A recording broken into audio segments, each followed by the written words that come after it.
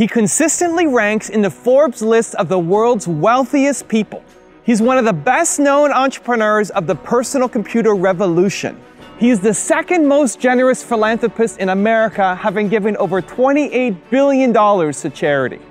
He's Bill Gates, and here are his top 10 rules for success. When I started Microsoft, I didn't think of it as all that risky. I mean, I was so excited about what we were doing. It's true I could have gone bankrupt, but I had a set of skills that were highly employable, and in fact, my parents were still willing to let me go back to Harvard and finish my education if I wanted to. You've always got a job with me, Bill. And the thing that was scary to me wasn't quitting and starting the company. It was when I started hiring my friends and they expected to be paid. And then we had customers who went bankrupt, customers that I'd counted on to come through. And so then I got this incredibly conservative approach that I wanted to have enough money in the bank to pay a year's worth of payroll, even if we didn't get any payments coming in. And I'm almost true to that the whole time. We have about 10 billion now, which is pretty much enough for the next year. Anyway, if you're going to start a company, it takes so much energy that it better overcome your feeling of risk. I don't think that you necessarily, if you're going to start a company, should do it at the start of your career. I think there's a lot to be said for working for a company, learning how they do things. If you're young, it's hard to go lease premises. They made that hard for me. You couldn't rent a car when you were under 25 at the time, so I was always taking taxis to go see customers. The people would, people would say, well, we're going to go have a discussion in the bar. Well, I couldn't go to the bar.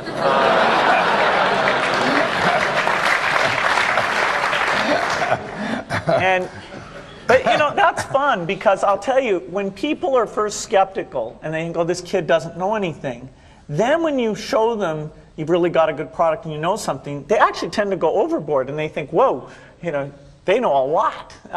Let's really do an incredible amount with these people. So our youth, at least in this country, was a huge asset for us once we reached a certain threshold. It's hard to hire older people because they'll be a little bit conservative about whether they should come and take the risk. And it took 3 or 4 years before we could go out into the normal sort of employment pool. But those problems that come with starting a firm, you better think of those as part of the pleasure, part of the challenge that is part of the excitement.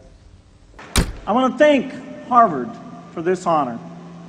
I'll be changing my job next year, and it will be nice to finally have a college degree on my resume. I applaud the graduates for taking a much more direct route to your degrees. For my part, I'm just happy that the Crimson called me Harvard's most successful dropout. I guess that makes me valedictorian of my own special class. I did the best of everyone who failed. But I also want to be recognized as the guy who got Steve Ballmer to drop out of business school.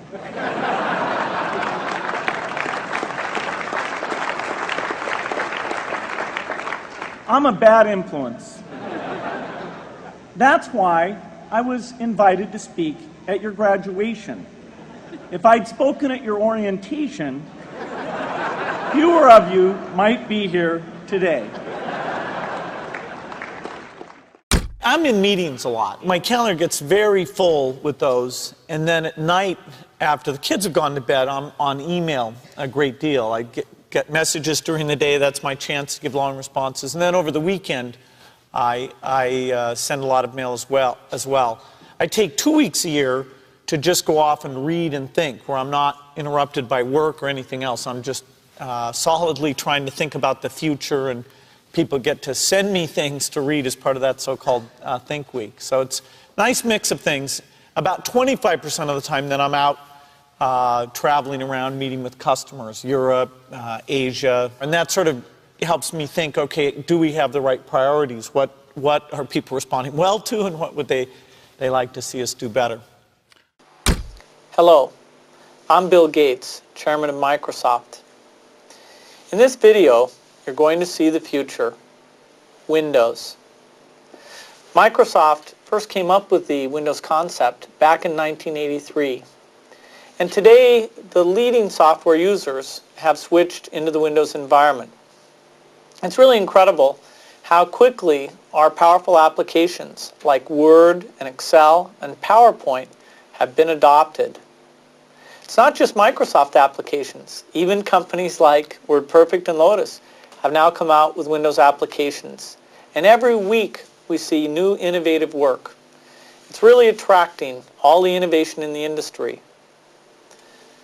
We predicted this a long time ago, and now it's the future. The key point there is you've got to enjoy what you do every day. And for me, that's working with very smart people. It's working on new problems. You know, every time we think, hey, we've had a little bit of success, we're pretty careful not to dwell on it too much because the bar gets raised. I love bridge. Bridge helps you think. It's a game you can play your entire life and keep getting better and better. I think anybody who's good at bridge is going to be great at a lot of things. So I really encourage people to get involved, and I want to thank the people who've put things together for juniors. They'll be thanking you the rest of their life because bridge is such a great sport. I talked to my dad, I talked to Warren, I talked to my wife Melinda. So I have enough people that know me and actually know where my judgment isn't its strongest, where I might get overexcited about something or forget to think about something. And so they're good at correcting, particularly Melinda, good at correcting whatever those blind spots are. And I think it's good to encourage your friends and advisors to really give them that license. I can go to a party and forget to say hello to various people or something. That's a very minor example of my blind spots. Not to the hostess. Well, Melinda would help me do that. Yeah, she would, So, a small number of people that you can turn to on certain key things is a great asset. My best business decisions really have to do with picking people. Deciding to go into partnership with Paul Allen is probably at the top of the list. And then subsequently hiring a friend, Steve Ballmer. And having somebody who you totally trust, who's totally committed, who shares your vision and yet has a little bit different set of skills, and also acts as a check on you. Some of the ideas you come up with, you run by them because they're going to say, hey, wait a minute. Have you thought about this and that? And just, the benefit of sparking off of somebody who's got that kind of brilliance, it's not only made it fun, but it's really led to a lot of success. So picking a partner is crucial. I had one habit that I developed when I was at college that was actually a very bad habit, which was I like to show people that I didn't do any work and that I didn't go to classes and I didn't care. And then at the very last minute, like 2 days before the test, I'd get serious about it. And people thought that was funny. That was my positioning, the guy who did nothing until the last minute. Then when I went into business, that was a really bad habit. And it took me a couple of years to get over that. Nobody praised me because I would do things at the last minute, and I tried to reverse to students I didn't think that highly of, who were always organized and had things done on time. I'm still working on it, but procrastination is not a good habit. Bill can change clothes in the car. So I'm going to challenge Bill Gates, my partner at Facebook, Sheryl Sandberg, and Netflix's founder and CEO, Reed Hastings.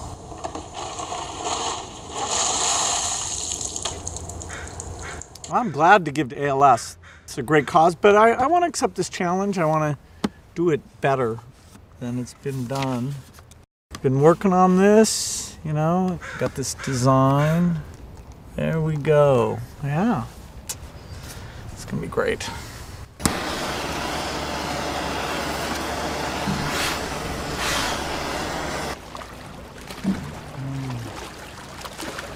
I'm here to join the people bringing attention to Lou Gehrig's disease by taking the ALS Ice Bucket Challenge. I'm going to challenge 3 more people: Elon Musk, Ryan Seacrest, and Chris Anderson of TED. Consider yourself challenged. You have 24 hours. Good luck.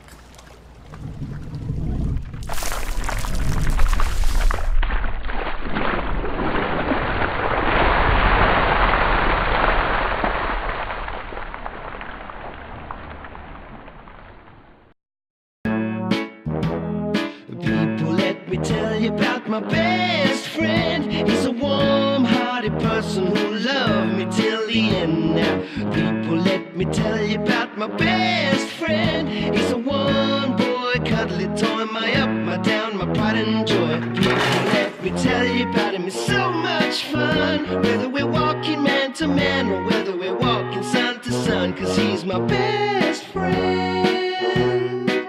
Yeah, he's my best friend. La la, ba da da da ya, ba da da ya, ba da ya. Is it true that you can leap over a chair from a standing position? It depends on the size of the chair. I'll cheat a little bit. Yes!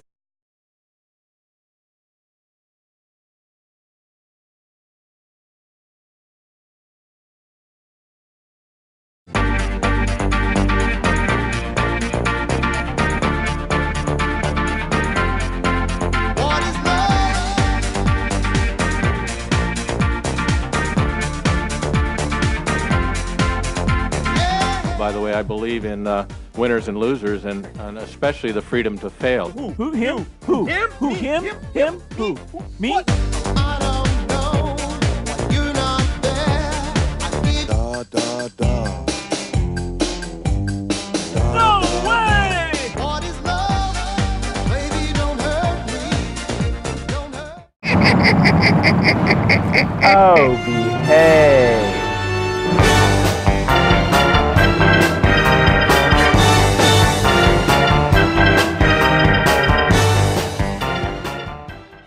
Thank you so much for watching. I made this video because a bunch of you guys were asking me to. So if there's a famous entrepreneur that you want me to profile next, leave it in the comments below and I'll see what I can do.